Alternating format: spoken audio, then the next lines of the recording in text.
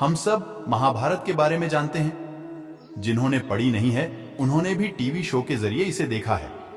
अगर आपने महाभारत पढ़ी या देखी है तो शकुनी मामा याद ही होंगे। शकुनी को ही महाभारत के महायुद्ध का जिम्मेदार माना जाता है।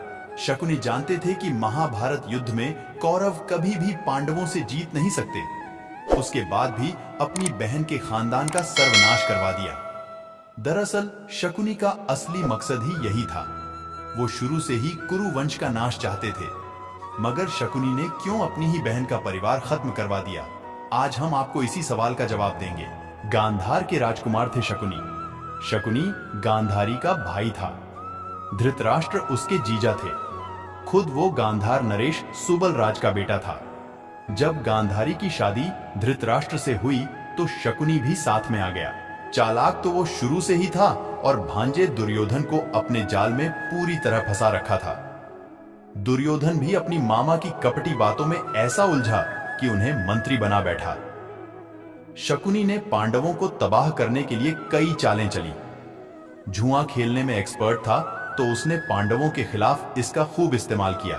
शकुनी युधिष्ठिर को खूब उकसाता था ताकि वो सब कुछ अपना दांव पर लगा दे। ऐसा ही हुआ भी। पांडव अपना सब कुछ हार गए, पत्नी द्रौपदी को भी। द्रौपदी का चीरहरण भी शकुनी के उकसावे में ही हुआ। वनवास काट कर लौटे पांडवों को 5 गांव देने के निर्णय में शकुनी अड़ंगा बना। यहां तक कि उसने शांति दूत बनकर आए कृष्ण को भी बैरंग लौटने के दुर्योधन के फैसले को प्रभावित किया। शकुनी ने वो सब कुछ किया जिससे पांडव और कौरवों के बीच युद्ध हो जाए। धृतराष्ट्र से बदला लेना चाहता था। शकुनी ने अपनी सारी चालें पांडवों के खिलाफ जरूर चली, मगर उसका मकसद कुरु वंश का नाश करना था। दरअसल शकुनी को अपनी बहन गांधारी का विवाह नेत्रहीन राजा धृतराष्ट्र से होना कतई पसंद नहीं आया, क्योंकि ये विवाह बल से हुआ था।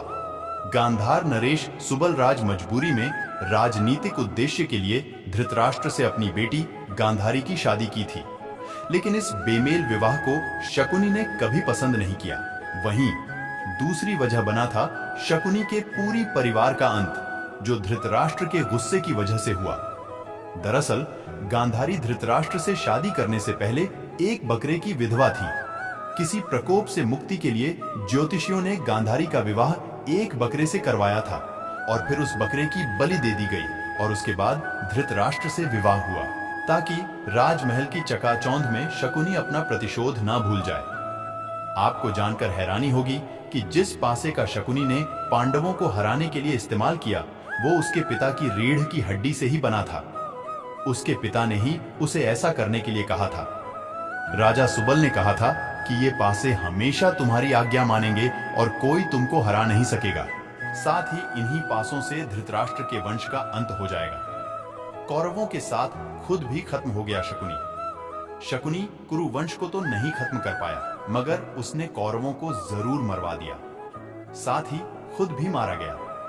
महाभारत युद्ध के 18वें दिन कौरवों की सेना को बहुत नुकसान हुआ। ऐसा लग रहा था कि अब कौरवों की हार तय थी। जब शकुनी और उसका पुत्र उलूक सहदेव की ओर दौड़े तो सहदेव के भाले से उलूक का सिर खंडित हो गया।